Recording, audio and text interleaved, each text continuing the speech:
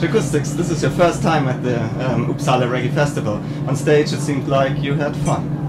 Yeah man, I tell you, first of all, Reggaeville, you know, the world citizens of reggae music, is a privilege always to meet you guys on all different kind of festivals.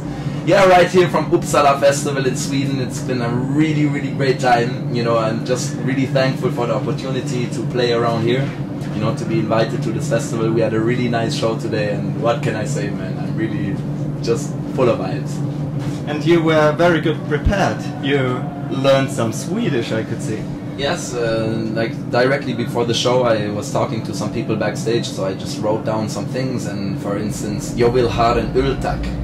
Do you know what that means? I think so. Öltack? Öltack somewhere?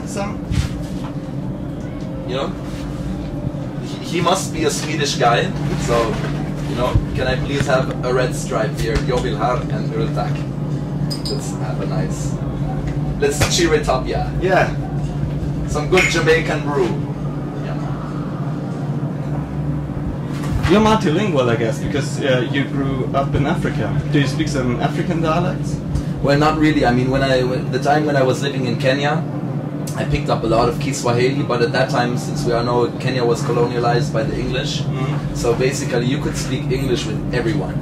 So it was, you know, and when you have the opportunity to speak English with everyone, like, you tend to not learn the local language as fast, because I spent 5 years in Kenya, so after those 5 years I could speak some Kiswahili and understand it. But especially after that I was in Egypt, and I only spent 2 years in Egypt, but in Egypt it was exactly the other way around. You couldn't speak English with anyone, so I had to learn Egyptian and Arabic, and so since my whole friends were all Arabs and Egyptians, you know, you listen to the language every day, and that's how you pick up much more. So these days I still remember more in Arabic than Kiswahili. You got to know the reggae when you were in Africa, I guess.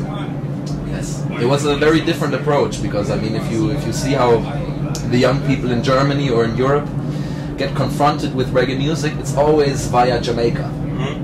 You know, in my case it was via Africa, basically what all the Jamaican artists refer to in their lyrics. So it was a very different approach, because there was a very different conscience amongst the black Rasta people in Africa. First of all, you know, I was like, when I was 16, I looked like 12. So the Rasta people in Nairobi, they were like, what does this young white boy want? You know, it was like, this is really strange. So at first they were kind of pushing me away, but at some point I think they were thinking, maybe we can give a message to this young white boy. You know, maybe he can transport something, take something from these discussions that we have. So eventually I had like at least 5, 6 really good Rasta people, you know, that I could even call my friends. And that's how I got to see like the ghetto life in Nairobi, and really the severe circumstances that the people are living in. But they were so positive still, you know, because if you don't know what tomorrow what tomorrow brings, you live today. And that was the mentality. I mean, in my case, I was living in a very sheltered environment, so for me, living today, I always knew that I would have food tomorrow. But still, you know, like, there was just like, all those experiences that I made brought like a certain gratitude and thankfulness to the things that I have. To not take things for granted, but to be thankful for what you have and make the best of it. Yeah, later you went to Jamaica. Of course, you're a close friend of Gentleman, I think, and he took you around to the studios. Did you produce in Jamaican studios too? Well, not really.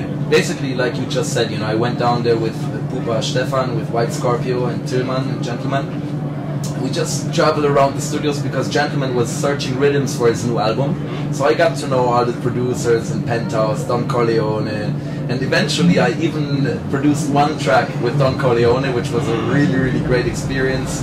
You know, Elaine was there at that time singing background vocals. So we just, you know, I went into the studio, Don Corleone said, hey, Jahcoustix, come along, you know, let's go to the studio, take a guitar and just play something. So I was just jamming, so like, oh yeah, that's good, but make a different chord there and there. And then I said, okay, this, and it's like, yeah, that's nice. It's like, go into the recording room now, record it. And you know, then the bassist of the Firehouse crew, Danny, was there too, so he had like an electronic contrabass. So he just played a bass line, and within 2 hours we had like a full song finished, man. So that was a really great experience. And you know, Jamaica in general is like, my experiences in Jamaica were so full of positivity, because especially like coming back to my childhood days growing up in Africa, it seemed to me that like the street life and the mentality is very similar than in Africa. But then again, it's also very different, you know, but which divides us, brings us together. Tomorrow, you're leaving again. You're heading off to Poland, I think. So, how long are you on tour this summer, or is it just one more gig and then you go on holidays? Well, basically tomorrow we're going to Poland, and then we're going to go back to Germany, still play a few festivals in August, also Chiemsee Reggae Festival in Bavaria. Well, then in September it's going to cool down a little, and my new album, Crossroads, is coming out in September. So from October onwards I'm going to be on tour with my band, the Jahcoustix Crew, so we'll be on tour for at least 3 months, playing the weekends, playing club shows. And then I hope next year that we can still transport the vibes of the new album to playing more shows internationally, going on tour maybe in France, also going to Portugal again. So time will tell, we'll see what happens, but I'm confident because I have a good vibe about the new record too. It's like a thing pulled on one string. We had a great time in the studio recording for 3 weeks, so I'm confident that good things are coming. Yeah, sounds so cool. Thank you, Jahcoustix. And Prost. Yo, Mal and Öltag. Big up Reggaeville all the time. Jahcoustix live and direct from the Uppsala Festival right here in Sweden. Big up yourself, everyone. Enough vibes, enough love. Soon come, we meet each other again. Blessed. Bye bye.